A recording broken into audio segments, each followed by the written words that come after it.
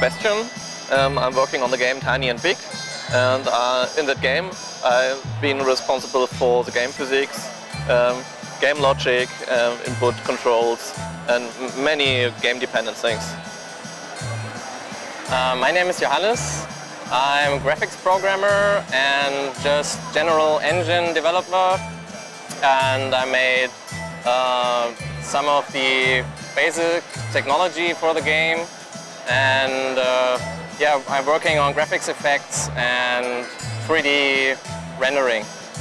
The concept behind Tiny and Big is that you have to use the environment in a way that you can modify it and cut it into pieces and use the pieces as ways to complete puzzles. To get somewhere you couldn't without having those pieces freely lying around or to damage opponents in the game. There are these great statues and you have your powerful weapon, the laser. You want that the player feel the big dimensions of objects and how powerful he is with his laser and how much destruction he can do. What we wanted to do, I think, was to have some silly stuff which is going on, which is a big contrast to these enormous things which come down and create a lot of noise and dust and particles coming on. It's very spectacular, but on the other side there's this tiny guy and he's like a nerd or a guy who is really not some kind of hero or something, just a regular guy with some stupid glasses. We don't want to do a serious game where there are big weapons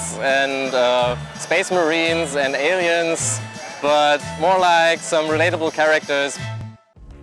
The other thing which makes Tiny and Big really unique is the look, which is a design which comes from comic book art, and we try to achieve a look which resembles that but also is very dynamic. So you have a lighting component which does dynamic cartoon shading, but a lot of games it's kind of static, so objects have always the same lighting and always the same texturing. But with Tiny and Big, it's like if an object moves, it gets dynamically painted like an artist draws pencil strokes on it. In our team, Mr. Florian is our level designer, and he's the one who had the great idea about the game and all the great stones, and it's all cuttable and all is dynamic. And I'm as a programmer and I have to do the physics works.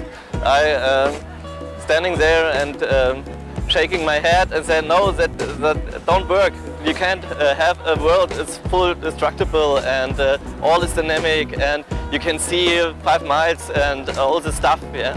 And yes, and add more particles to it. Add more particles. You want to have 3D audio and bump mapping and yeah, really dynamic lighting and shadows and everything. But I'm very thankful for him and his work, because that pushes the project and it forces me as a programmer to think in different ways, in new ways, to solve problems and to learn much about programming games as also.